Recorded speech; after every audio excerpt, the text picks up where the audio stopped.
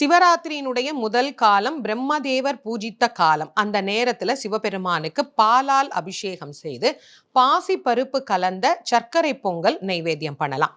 இரண்டாவது காலம் மகாவிஷ்ணு வழிபாடு செய்தது. அதனால் அந்த காலத்துல பஞ்சாமிரதத்தால சிவபெருமானுக்கு அபிஷேகம் செய்து இனிப்பால் செய்யப்பட்ட பாயசம், கற்கண்டு பொங்கல் இந்த மாதிரி நாம சுவாமிக்கு நைவேத்தியம் பண்ணலாம்.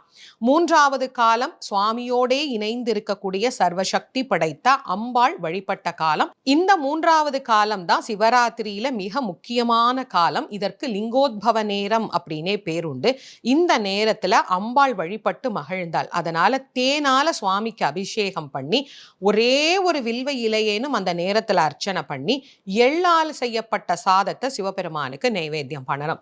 நான்காவது காலம் தேவர்கள், ரிஷிகள், மனிதர்கள்னு அத்தனை ஜீவராசிகளும் சிவபெருமானை வழிபட்ட காலம். அப்போ கரும்பு சாற்றினால் சுவாமிக்கு அபிஷேகம்